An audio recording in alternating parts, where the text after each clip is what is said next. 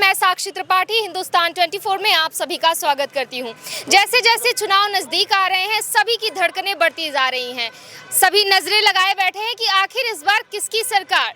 तो चलिए फिर से लगातार इसी कड़ी में हम आपके सामने आए हैं, जमीनी हकीकत लेकर जनता के पास चलेंगे और सीधे तौर पर जानेंगे कि इस बार उनका रुख क्या है। जी बहुत बहुत स्वागत है आप लोगों का। क्या नाम है आपका? बीके माला, रीवा से हैं जी। क्या लगता है इस बार किसकी सरकार? देखिए, अभी तो किसकी सरकार चयन बनेगी कुछ कहा नहीं जा सकता, क्योंकि जब तक असेंबली में हम हर लोकसभा के संसदीय क्षेत्र से चयन होकर नहीं जाएंगे और सदन में किसकी बहुमत होती है तो सरकार किसकी होगी कहा नहीं जा सकता। यदि कोई कहता 400 के पार तो दो ही लोग कहते हैं, या भगवान कहते हैं, ज्योतिषी कहते हैं। नीचे वाला व्यक्ति यदि लोकतंत्र पर विश्वास करता है, जनता पर विश्वास करता है, मतदान पर विश्वास करता है तो घोषणा नहीं करता। ये माननीय निर्वाचन अधिनियम के विपरीत है। मैं एडवोकेट हूँ, इसलिए कि यदि आप पहले 400 के पार कर दी तो 543 सीटें हैं तो आज 400 के पार आप हो गए, यानी पूरे देश में लोकतंत्र नष्ट हो गया। रही रीवा लोकसभा संसदीय क्षेत्र की बात, तो रीवा में करप्शन बड़ा है। हमारे किसान नेता, किसान घर के और एक अंतिम छोर के व्यक्ति विगत 10 वर्षों से संसदीय क्षेत्र का नेतृत्व कर रहे थे, सी जनार्दन मिश्र, जो भारतीय जनता पार्टी के वर्तमान प्रत्याशी भी हैं। तीसरी बार रिपीट हो रहे हैं। उन्होंने सदन में बेरोजगारी पर चर्चा नहीं की, उन्होंने एम्स हॉस्पिटल की चर्चा नहीं की, केंद्रीय विश्वविद्यालय की चर्चा नहीं की, किसानों की चर्चा नहीं की, रोजगार महंगाई पर चर्चा नहीं की।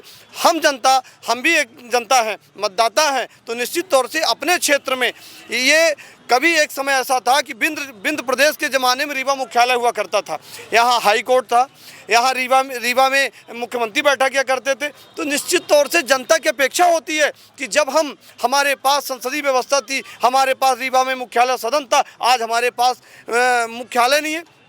आज रीवा संभाग में जो चीज़ें हमारे पास होनी चाहिए, सन 84 में हमारे पास एयरपोर्ट की सौगात आ गई थी, हमारे पास रीवा इंजीनियरिंग कॉलेज आ गई थी, जो ड्रीम विश्वविद्यालय बनना था वो वंचित हो गए। रीवा में हुआ है विकास, करप्शन हुआ है, व्यापम घोटाले से बड़ा करप्शन हुआ है समदड़िया का। यहाँ भूमि घोटाला हुआ है। यदि इसकी सीबीआई जांच हो जाए तो बहुत सारे सफ़ेद पोस्ट जेल के अंदर होंगे। जो दिल्ली की बात कर रहे हैं, आंध्रा की बात कर रहे हैं, केरला की बात कर रहे हैं, रीवा में करप्शन हुआ है, रीवा में अवैध उत्खनन हुआ है, रीवा में शिक्षा माफियों में, यहाँ में नर्सिंग घोटाला हुआ है, जिसकी आंच सीबीआई दिल्ली तक जा रही है, जिसकी जांच चल रही है। रीवा में हुआ है, एक काम हुआ है, महज 5 किलोमीटर के उसमें लाइट लगा के और विकास की बात करते हैं। यहाँ मूलभूत करप्शन हुआ है।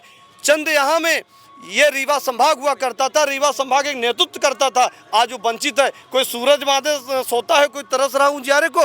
1 इंच की जमीन रीवा में नहीं है। यहाँ के 2 बार के सांसद रह चुके जनार्दन मिश्र जी, सदन में किसानों की, युवाओं की, आज युवा यहाँ से पलायन कर रहे हैं। रीवा हॉस्पिटल की आप बात करते हैं, हमारे पास पहले हॉस्पिटल था, पर रीवा से यहाँ नागपुर जाने वाली 22 बसें बढ़ी हैं। यदि रीवा में यहाँ उपचार होता तो नागपुर जाने वाली 22 बसें न बढ़ती।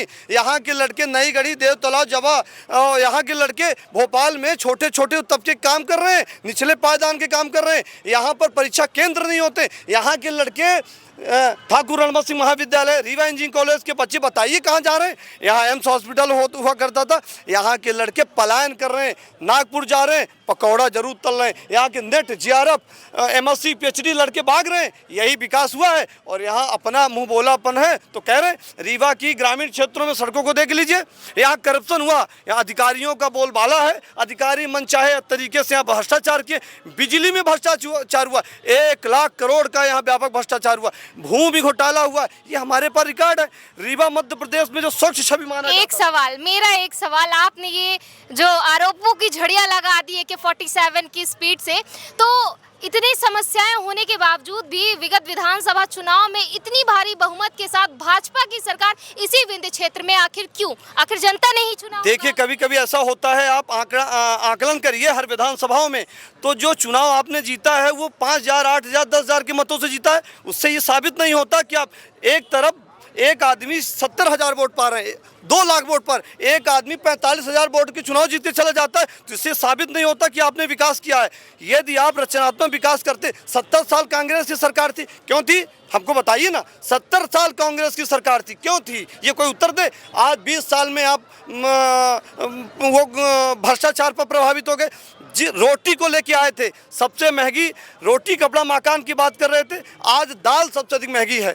आप देखती हैं, आप अपने चैनल के माध्यम से अन्य लोगों के बाद 250 के दाल पार है, 400 के पार नहीं है, पर 250 के पार दाल है। आज रोटी कपड़ा मकान महंगा हो गया है, शिक्षा महंगी हो गई, न्याय महंगा हो गया है, स्वास्थ्य महंगा हो गया है। आम जनता से पूछ लीजिए जाके, हम ही भर से नहीं, मैं किसी पार्टी का आदमी नहीं हूँ, सोशल वर्कर हूँ। कई PIL के प्रदूषण में रीवा अव्वल स्थान में आ गए, मैंने NGT लगाई है। नकल के रूप में रीवा माफियों का गढ़ हुआ करता था। हाँ, प्राइवेट इंस्टीट्यूट बढ़े हैं, प्राइवेट को यहाँ पर एक भी डॉक्टर हॉस्पिटल में नहीं बैठते हैं। संजय गांधी चले जाइए, लाइव चला लीजिए, कोई डॉक्टर हो। स्वास्थ्य मंत्री राजेंद्र शुक्ल जी, उप मुख्यमंत्री जी, रीवा में किसी क्लिनिक में चले जाइए, एक डॉक्टर 200 आदमी को देखते हैं, 150 से 200 आदमी को देखते हैं। तो और कई हॉस्पिटल जाके ऑपरेशन करते प्राइवेटों में। संजय गांधी का पहुंचते ये बता, आपने शिकायतें की? अरे शिकायत नहीं, इसकी कंप्लेन, हमने कंप्लेन स्वास्थ्य मंत्री इसके पहले जो थे उनकी शिकायतें, शासन स्तर में शिकायतें की। और ये बताइए कि जब यहाँ स्वास्थ्य मंत्री हैं, रीवा में पर्दा घोटाला हुआ है। रीवा हॉस्पिटल की स्थिति आप लाइव देख लीजिए जाके, तो आपको यथार्थ पता चल जाएगा। यहाँ बड़े बड़े लोग नागपुर जाते हैं, एम्स जाते हैं, दिल्ली जाते हैं, पर संजय गांधी में उपचार कराने नहीं जाते। जानते कौन जाता है? दुर्घटनाग्रस्त व्यक्ति जाता है, वही उपचार कराता है। बाकी लोगों से भी पूछ लीजिए। जी जी, बाकी और भी मैं लोगों के पास जाती हूँ। आपका क्या नाम है? आलोक तिवारी। क्या कहना है आपका? देखिए, बीके दादा बहुत ही वरिष्ठ, हम सबके हमारे शहर के क्षेत्र के बहुत बड़े समाज सेवी हैं, और निश्चित तौर पे उनके जो मुद्दे हैं वो लगभग हमेशा सही बोलते हैं। लेकिन मुझे नहीं लगता कि बीके दादा कभी इस बात को अगर नकार सकते हैं कि पिछले 20-25 सालों में हमारा रीवा कितना तेज़ी से आगे बढ़ा है। आप देखेंगे कि आपने उनके आरोप सुने, आपने उनकी शिकायतें जनता के जी मैं उसका भी जवाब दूंगा। देखिए, सुपर स्पेशलिटी हॉस्पिटल हमारा बना, रीवा के लिए पूरे विंध्य में, प्रदेश में एक बहुत बड़ी सौगात है सुपर स्पेशलिटी हॉस्पिटल हमारे रीवा में। अभी पिछले दिनों वहाँ लीवर का ट्रांसप्लांट हुआ है, लीवर ट्रांसप्लांट सक्सेसफुल हुआ है यहाँ पे। साथ ही साथ लोगों का ये सवाल उठता है कि अगर इतनी सुविधाएं हैं तो एक TI को जब गोली लगती है तो हमें प्राइवेट हॉस्पिटल्स की तरफ क्यों रुख करना पड़ता है? देखिए, TI साहब ने खुद बोला था, उन्होंने अखबार में खुद जब इंटरव्यू उन्होंने दिया तो उन्होंने खुद बोला कि हमारे ड्राइवर ने हमको संजय गांधी ले जाने के लिए बोला, लेकिन उन्होंने खुद बोला कि मिनर्वा क्योंकि पास है। अब आप देखेंगे वहाँ से सबसे निकटतम कोई हॉस्पिटल है तो वो हॉस्पिटल था। डॉक्टर्स भी बाहर से बुलाए गए थे। डॉक्टर्स बाहर, देखिए डॉक्टर्स बाहर से आए क्योंकि वो क्रिटिकल उनकी कंडीशन थी। और जो भी देखिए, ऐसे जब केसेस होते हैं तो जो सबसे नज़दीकी सुविधा होती है उसे हम देखते हैं। ठीक है, हमारे पास प्रेफरेंस और बहुत सारे ऑप्शंस नहीं रहते हैं, तो जो ऑप्शंस वहाँ पे जो अवेलेबल था, जो बेस्ट था, उन्होंने उसको लिया। क्योंकि संजय गांधी की दूरी ज़्यादा है वहाँ से, इसलिए वहाँ पे जो प्राइवेट हॉस्पिटल था उस पे गए वो। रीवा लोकसभा को लेके यूथ का पर्सपेक्टिव क्या है? जो हमारे सांसद हैं, दो पंचवर्षीय सांसद रह चुके हैं और वो फिर से उम्मीदवार हैं, तो कितना काम उनका हुआ है? देखिए, सबसे पहले तो रीवा का जो 90% युवा है वो सांसद जी के साथ, बीजेपी के साथ, नरेंद्र मोदी जी के साथ हैं।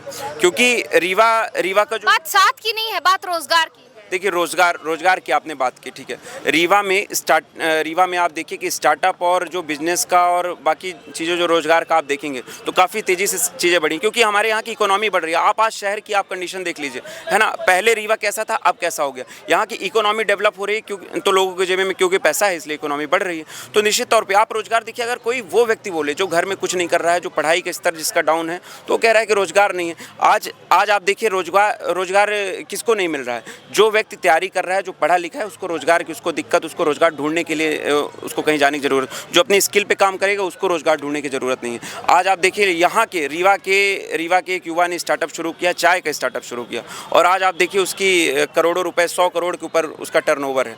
तो देखिए, यहाँ पे रोजगार के लिए युवाओं को, ऐसा जो एक शिक्षित और जो समझदार युवा है, लोगों का कहना है कि युवाओं को पलायन करना पड़ रहा है रोजगार के लिए, जो स्थानीय व्यवस्थाएं हैं वो नहीं है।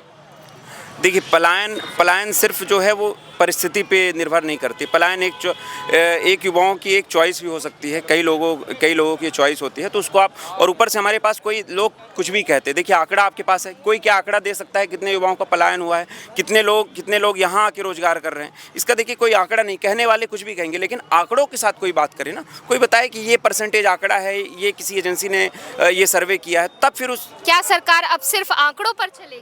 नहीं, सरकार तो देखिए हमेशा आंकड़ों पे चलती है। जिसके पास आंकड़ा आंकड़ा होता है वही तो सरकार बनाता है। तो सरकार तो आंकड़ों पे चलती ही है, सरकार तो सारे सर्वे कराती है, तो आंकड़ों के हिसाब से उनकी नीतियाँ ही बनती हैं। तो आंकड़े तो सब कुछ हैं, आंकड़ों के हिसाब से। आंकड़ों के हिसाब से देखा जाए तो अभी बीके माला जी ने कई आंकड़े गिनाए हैं और उन्होंने ये भी कहा है कि समदड़िया को जो है वो आधा रीवा जो है समदड़िया के हिस्से में जा चुका है। रीवा में हमारे प्रिय अनुज हैं, अच्छा वक्ता हैं और निश्चित तौर से सरकार के पक्ष में अपनी बात रख रहे हैं, हम इनको काउंटर नहीं कर रहे हैं। बहरहाल रीवा में जिस उद्देश्य के लिए आपने ज़मीन दी, ज़मीन तब दी जाती है जब विषम परिस्थितियां होती हैं अपने विकास। जब सरकार आपके पास है, सत्ता में है, तो सरकार को विशेष बजट देना चाहिए था, तो आपको ज़मीन क्यों बेचनी पड़ रही? लोग ज़मीन तभी बेचते हैं आपदा में, विपदा में। हमारे रीवा में आप चले जाइए, कोर्ट परिसर के सामने सिंचाई विभाग की ज़मीन है, प्लाटिंग है, 70,000 रुपये वर्ग फीट, सॉरी 80,000 रुपये वर्ग फीट ज़मीन बेची जा रही है, सब प्लाटिंग करके। बहुमंजिला यदि बिल्डिंग बनाते तो निश्चित तौर से कोई न कोई लेता, कुछ प्लान करता। जब आप प्लाटिंग करके बेचेंगे तो उसका लाभ किसको?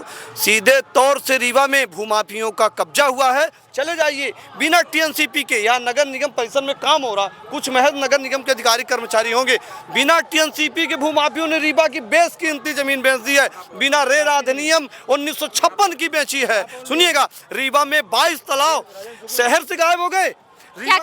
क्या कह रहे हैं आप? महापौर जी, निश्चित तौर पे महापौर जी का जो काम करने की कार्यशैली है वो निश्चित तौर पे थोड़ा सा लोग यहाँ देख रहे हैं। एक जो कंपनी थी जिसने सीवर लाइन के नाम पे यहाँ पे कुछ गड़बड़ काम किया। देखिए, कंपनी जो होती है, सरकार, दादा एडवोकेट भी हैं समाज सेवी के साथ साथ, तो वो जानते हैं कि ये जो यहाँ की ज़मीनें जो है रीडेंसिफिकेशन जो स्कीम है उसके तहत दी गई, और जो उसमें टेंडर डालता है उसके हिसाब से प्रक्रिया के तहत उसको वो मिलता है, ठीक है। और वो एक डेवलपमेंट की एक प्रक्रिया है, और ये कई वर्षों से, मतलब जब भाजपा का शासन नहीं था उसके पहले से रीडेंसिफिकेशन चल रहा था, पहली बात। दूसरी बात, आप उनकी कार्यशैली देखिए महापौर जी की, कि एक कंपनी जिसने यहाँ पे सीवर लाइन का गड़बड़ काम किया, उसने टेंडर डाला, उसको टेंडर मिल गया और उसने गड़बड़ काम किया, तो यहाँ पे जब भारतीय जनता पार्टी के जब महापौर थे तो तब इन्हीं महापौर, ये जो आज महापौर हैं, तब ये नेता प्रतिपक्ष थे, तो इन्होंने मुद्दा उठाया था कि इस कंपनी को ब्लैक लिस्ट किया जाए। उस कंपनी का मैं नाम नहीं ले रहा हूँ, उन्होंने मुद्दा उठाया और प्रमुखता से मुद्दा उठाया कि इस कंपनी को ब्लैक लिस्टेड किया जाए, और भाजपा की सरकार थी, भाजपा के महापौर थे, और उन्होंने कहा कि हाँ आप सही कह रहे हैं, कंपनी ने गलत काम किया, उसको जो है ब्लैक लिस्ट करना चाहिए, और तब ब्लैक लिस्ट हो गई। फिर अजय मिश्रा बाबा जी महापौर बनते हैं, और उनको क्या लाभ होता है उस कंपनी से कि वो उस कंपनी को प्रमुखता से, उस कंपनी को कि उसको ब्लैक लिस्ट से हटाया जाए और उस कंपनी को फिर से काम दिया जाए, उसके लिए प्रयास करने लगते हैं, अधिकारियों के ऊपर दबाव बनाते हैं, और उसके बाद उसको काउंसिल में लेके जाते हैं। ये भी दादा को ये मुद्दा पता है, लेकिन दादा ये मुद्दा भी शायद आपको प्रकाश डालते हैं। हाँ, ये जो कह रहे हैं सीवर लाइन जो कंपनी आई, उसकी शिकायत मैंने भी की थी, नियम विरुद्ध तरीके से पाइप डाली जा रही थी, कैंसिल हुआ। ये टेंडर की प्रक्रिया, जब भारतीय जनता पार्टी की सरकार है, समदड़िया का जो टेंडर होता है वो रेगुलेशन के तहत होता है। जब नगर निगम का दूसरा का टेंडर होता है, वो टेंडर में उनकी फिक्सिंग हो जाती है। हमें समझ में नहीं आता, हमसे इसे लेना देना है सरकार किसकी है? हम विकास चाहते हैं, रचनात्मक काम चाहते हैं, बेरोजगारों को रोजगार की बात करते हैं, हम आरोप प्रत्यारोप की बात नहीं करते। आपकी सरकार का आदमी नहीं बैठता। यदि महापौर आपके होते तो सब अच्छा कुछ होता। यदि महापौर नहीं है, हम कांग्रेस के नहीं हैं, साफ बड़ा सवाल है ये, बड़ा सवाल है कि 8 विधानसभा में से 7 विधानसभा आपके पास है, उप मुख्यमंत्री आपके, मुख्यमंत्री आपके, और जब एक निचले स्तर की समस्या हो रही है तो आप उस पे महापौर को उस पर ला रहे हैं और उस पे दूसरे पार्टी पर आरोप लगा रहे हैं। देखिए, महापौर जो एक पद है वो संवैधानिक पद है, उसको भारतीय संविधान में उनका वर्णन है, और उनके कुछ अधिकार हैं, और कोई भी सरकार हो कुछ अधिकारों को उनका शोषण नहीं कर सकते। उन अधिकार जो है महापौर के, उसको कोई छीन नहीं सकता।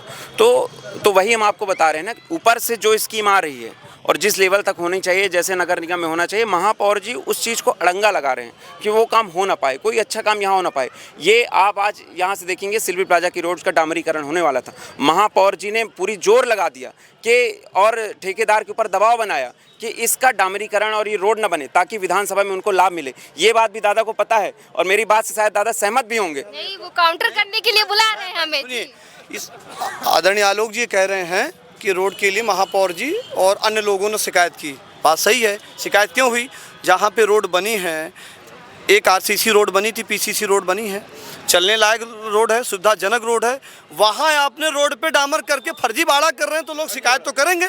निश्चित तौर से शिकायत करेंगे। मेरा ये कहना था कि शिल्पी प्लाजा में रोड चलने लायक थी, सुविधा युक्त रोड थी, जहाँ रोड नहीं वहाँ डामर करना था।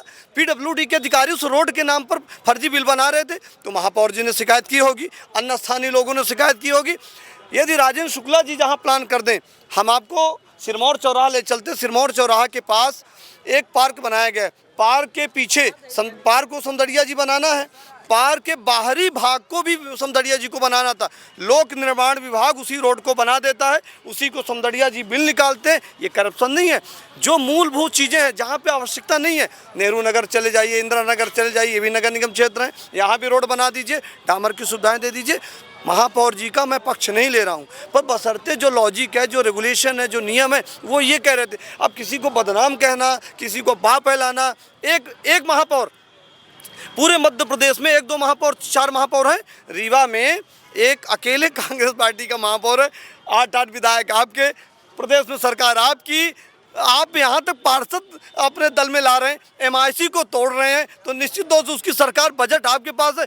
उद्घाटन में एक संसदीय व्यवस्था है, हमारे आलोक जी कह रहे थे, हमारे प्रिय हैं, निश्चित तौर से युवा हैं, संसदीय व्यवस्था के जानकार हैं। अभी एक चर्चा कर रहे थे कि ये प्रोटोकॉल का है, ये संवैधानिक महत्वपूर्ण पद है। संवैधानिक महत्वपूर्ण के पद को यहाँ कोई भी बड़े उद्घाटन हुए, नगर निगम के अधिकारियों ने, नगर निगम आयुक्त ने उनको इन्विटेशन नहीं दिया। ये संवैधानिक पद है, इस्तीफा दे दे, इस्तीफा। महापौर जी को इन्विटेशन नहीं मिला और मंत्री जी को उसका उद्घाटन किए, और उसमें सी वेंकटेश पांडे जो संसदीय के ही अध्यक्ष हैं। महानगर निगम में ये नियम है कि वो उस आसानी में, तो वही बात हो गई कि रेल का उद्घाटन रेल मंत्री नहीं प्रधानमंत्री। हाँ करेंगे। देखिए, नगर निगम अधिनियम में ये वर्णित है कि जिस दिन सदन की बैठक होगी उस दिन सदन के अध्यक्ष उस आसानी को गौरवान्वित करेंगे, उस चर्चा करेंगे। इसके बाद उनके पास अधिकार ये नहीं है, परंतु उसके बावजूद भी माननीय विधायक जी महापौर क्यों नहीं जाएंगे? अब ले जाएंगे, उनको मुख्य अतिथि बना चाहिए। नगर निगम क्षेत्र के अंतर्गत प्रथम नागरिक होते हैं, ये संसदीय व्यवस्था में लिखा हुआ है, ये एक्ट में लिखा हुआ है, रेगुलेशन में लिखा। रेगुलेशन एक आदमी के लिए नहीं, सबके लिए है। घूम फिरकर बात वहीं आ गई। आपने कहा था कि उनका एक बहुत महत्वपूर्ण स्थान होता है, अब उसी महत्वपूर्ण स्थान पर सवाल उठाया गया कि अगर वो इतने महत्वपूर्ण है तो उनको क्यों नहीं बुलाया जाता? देखिए, महापौर जी महत्वपूर्ण तो है, लेकिन उनकी ना नीति और नीयत दोनों खराब हैं। और रही बात जैसे कार्यक्रम होते हैं तो वहाँ पे जहाँ भी आवश्यकता आप देखें कि महापौर का नाम रहता है, कार्ड में महापौर जी को बुलाया जाता है, बशर्ते वो जाते नहीं हैं, वो ऐसे कार्यक्रमों का बहिष्कार करते हैं, क्योंकि देखिए उनकी ना नीयत ठीक है ना नीति ठीक है। वो नहीं चाहते कि यहाँ डेवलपमेंट का काम हो, वो नहीं चाहते कि यहाँ काम दिखे ताकि लोग भारतीय जनता पार्टी या फिर सरकार की प्रशंसा करें, इसलिए वो कार्यक्रमों में जाते नहीं हैं। और फिर उसके बाद कहते हैं कि हमको बुलाया नहीं गया। फिर उसके बाद अब यही तो उनके पास मुद्दा है, बाकी तो वो इन सब मुद्दों पर। महापौर जी से अब हटते हैं, अब बात करते हैं कि रीवा लोकसभा पर जो अभी ज़मीनी स्तर पर क्या मुद्दे हैं, क्या होने चाहिए, क्योंकि 10 साल से जनार्दन मिश्रा जी सांसद रह रहे हैं, कहाँ कमी रह गई है जिसे अभी पूरा करने के लिए उन्हें एक बार फिर से सत्ता में आना है? देखिए, जनार्दन मिश्रा जी निश्चित तौर पे अपने 10 साल के कार्यकाल में काफ़ी सारे जो है मूलभूत जो परिवर्तन होने थे वो उन्होंने किया है। आज आप देखिए, ट्रेन जो है, मुंबई के लिए ट्रेन एक बहुत बड़ी चुनौती थी, क्योंकि मुंबई में आप देखिए वहाँ इतना रश है कि वहाँ किसी ट्रेन को अनुमति नहीं थी, लेकिन सांसद जी ने वहाँ प्रधानमंत्री जी से कह के मोदी जी से कह के वो ट्रेन मुंबई के लिए ला दी। फिर उसके बाद आप देखिए वंदे भारत, देखिए यहाँ पे आप देखिए नागपुर के लिए अब डेली ट्रेन चलने लगी है। तो ये जैसे इन्होंने बोला कि ट्रेन चलने लगी, इसका रीज़न क्या है? मतलब लोग पलायन कर रहे हैं, तब ट्रेन हमने चलवाई। पलायन सिर्फ नहीं होता, पलायन कर रहे हैं तब चल रहे हैं। ज़्यादा ट्रेन चल रही है तो वहाँ लोग पलायन कर रहे हैं। लोग अगर जा रहे हैं, सुविधाएं अगर नागपुर में यहाँ से देखा जाए तो लोग जाते हैं मेडिकल के लिए, तो मतलब वहाँ की सुविधाएं बेहतर हैं आमतौर पर। नहीं, मेडिकल के लिए कई सारे वहाँ पे ट्रेनें चल रही हैं, सब चीज़ें बेहतर हो रही हैं। यही कह रहे हैं महाराष्ट्र के लिए ज़्यादा ट्रेनें चल रही हैं, मुंबई हो गया, महाराष्ट्र हो गया, पुणे हो गया, तो ये मतलब लोग पलायन कर रहे हैं, वहाँ पे जॉब के लिए जा रहे हैं। और जब यहाँ पे जॉब नहीं होगी तब तो व्यक्ति अपने घर से कदम बाहर निकालेगा। बहुत देर से आप चुप बैठे हैं, रोजगार की उन्होंने बात की, कहा कि जो योग्य होंगे उनको रोजगार मिलेगा, लोगों की चॉइस होती है इसलिए लोग पलायन करते हैं, तो इस पर अपने चॉइस से पलायन कर रहे हैं। हाँ ठीक है, मैं मान रहा हूँ, मैं भी एक स्टूडेंट हूँ, मैं भी अभी पढ़ाई कर रहा हूँ। अगर मुझे भी अपॉर्चुनिटी मिलेगी बाहर जाने की तो मैं क्यों नहीं जाऊँगा, बेशक जाऊंगा। बट आप यहाँ पे क्यों प्रोवाइड नहीं करा रहे हैं? अगर सब 10 के 10 व्यक्ति हैं, 10 के 10 व्यक्ति बाहर क्यों जा रहे हैं? एक व्यक्ति को यहाँ पे जॉब क्यों नहीं मिल रही है? सबसे बड़ी कमी रीवा लोकसभा में क्या नजर आती है? यहाँ पे सबसे बड़ी बेरोजगारी, और यहाँ पे मैं विकास ये नहीं मानता कि जो शहर में हो जाए। ग्रेजुएशन कहाँ से किया है? मैंने ग्रेजुएशन भोपाल से किया है। क्यों भोपाल से? और रीवा जीसी से क्यों नहीं किया? क्योंकि वहाँ की शिक्षा बेहतर थी और मुझे वहाँ पे कम फीस में चीज़ें मिल गई।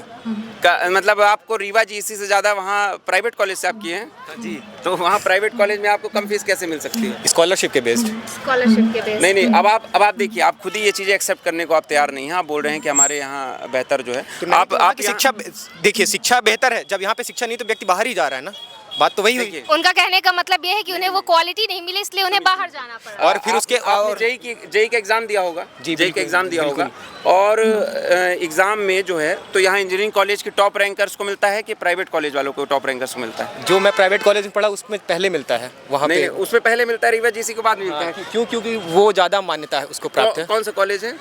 LNCT।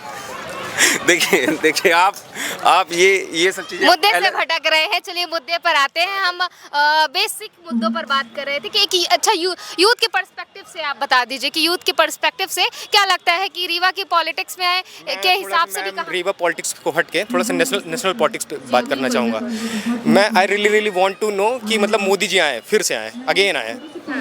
बट देखा जाए तो जो विदेशी नीति है वो उनकी बेहतर हुई है।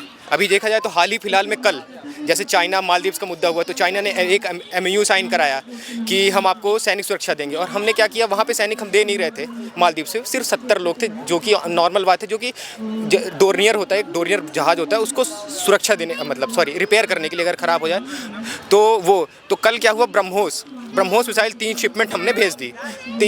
3 करोड़ 113 करोड़ रुपए की लगभग हमने दे दी। किसको? साउथ चाइना सी, जो चाइना का है 9-9 और ये सब, वो वाटर क्लेम करता है क्योंकि वो दिखाता है। जैसे अभी देखा जाए तो उन्होंने हाल फिलहाल में वहाँ पे अरुणाचल प्रदेश में क्लेम कर दिया, तो आए दिन वो करता रहता है। तो इस हिसाब से अगर देखा जाए कि मतलब मैं नेशनल इंटरेस्ट देखूं तो मेरा नेशनल इंटरेस्ट में मोदी जी फर्स्ट रैंक पे हैं। और अगर मैं अपने घर पे और अपने आसपास के क्षेत्रों में देखूं, जिला में देखूं, तो यहाँ पे देखा जाए तो बेसिक शिक्षा, स्वास्थ्य, सड़कें और पानी, इन सब चीज़ों मूलभूत आवश्यकताएं पूर्ण रूपेण पूर्ण नहीं हुई हैं। जो देखा जाए, आप 1500 रुपये की बात करते हैं कि हम आपके मैनिफेस्टो में विधानसभा आपने चुनाव इसी मुद्दे पे जीता।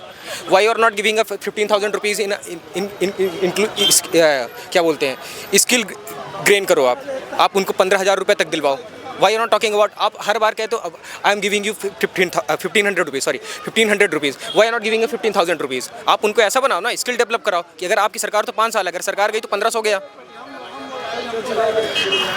क्या नाम है आपका? प्रभात कुमार पांडे। जी, आपका क्या ओपिनियन है?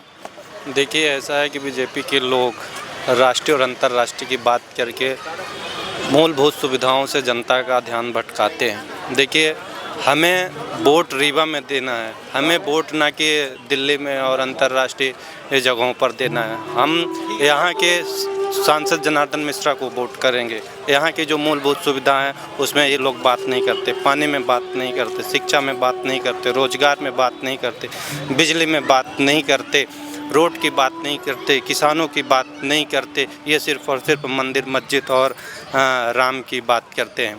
देखिए, सीधा बात है कि हमारा जो युवा है वो बेरोजगार है। जो मोदी जी ने कंटिन्यू बोले थे कि 2 करोड़ लोगों को रोजगार देंगे साल, हमने सीधा क्वेश्चन करते हैं यहाँ से सांसद जनार्दन मिश्रा जी की, वो बताएं कि एशिया का सबसे बड़ा पावर प्लांट हमने बदबार में स्थापित किया, तो हमने 2 लोगों का नाम बता दें कि हमने बदबार पावर प्लांट में रोजगार दिया है। बिजली यहाँ 12.5 रुपये में देते हैं, मेट्रो दिल्ली के लिए 2.5 रुपये में बिजली देते हैं। जब हमने पूरे 10 साल में पानी की बात करते हैं, हैंड पंप की बात करते हैं, तो पूरे 10 साल में सांसद जी ने 1 करोड़ 30 लाख रुपए दिए। अगर मैंने दिव्यांगों की बात करूं तो पूरे 10 साल में सांसद जी ने सिर्फ और सिर्फ 58,000 रुपये दिए हैं। लघु उद्योग की बात करें तो सांसद जी ने सिर्फ और सिर्फ अपने बेटे कबीर जी को 1 हिनौता के अलावा दे दिए। शिक्षा, यहाँ पूरे ज़िले में शिक्षा का स्तर जिस तरीके से घटा हुआ है, आप ग्रामीण क्षेत्रों में चले जाइए, स्कूलों में टाट नहीं, स्कूलों में शौचालय नहीं, स्कूलों में गणवेश नहीं जा रहा है। स्कूलों में जो भी मुख्यमंत्री प्रधानमंत्री जी की योजना है बच्चों के गणवेश के साथ साथ भोजन की, तो वो खिचड़ी पानी पे डाल के दिया जा रहा है। बिजली की अगर बात करें, बिजली नहीं, रोड जाने के ग्रामीण क्षेत्र में रोड नहीं, महज रीवा शहर के अंदर आरसीसी में डामर कराई जाती है। इसके अलावा जहां मूलभूत सुविधाएं हैं वहां सांसद जी देने से बिल्कुल विफल हैं। सांसद जी को हम वोट क्यों करें? सांसद